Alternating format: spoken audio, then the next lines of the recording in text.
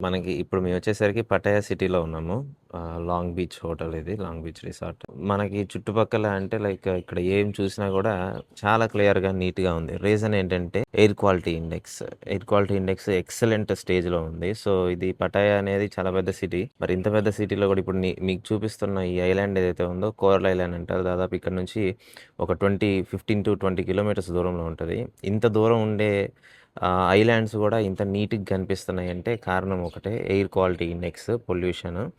And ఇంకోటి మేము last 2 days అంతకుముందు ఒక 4 ఇయర్స్ బ్యాక్ గూడా వచ్చాము ఇక్కడ బ్యాంకాక్‌కి.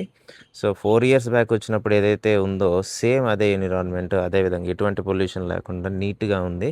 అండ్ దాంతో పాటు నాయిస్ పొల్యూషన్ అయితే జీరో నిల్ అని చెప్పొచ్చు.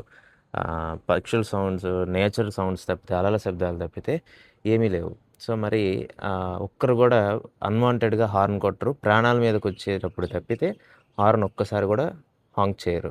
మేబీ మనం ఒక ప్లేస్‌కెళ్ళినప్పుడు కొన్ని మనము నేర్చుకోవాలి. సో, ఈ ప్లేస్‌కొచ్చిన తర్వాత నేను తెలుసుకున్న విషయాలు ఎయిర్ పొల్యూషన్ అనేది మన యొక్క ఫిజికల్ హెల్త్‌ని, మెంటల్ హెల్త్‌ని గూడా చాలా డిటర్మిన్ చేస్తది. అదేవిధంగా నాయిస్ పొల్యూషన్ గూడా మన ప్రశాంతతని, పీస్ ఆఫ్ మైండ్‌ని చాలా వరకు ఇంపాక్ట్ చేస్తది.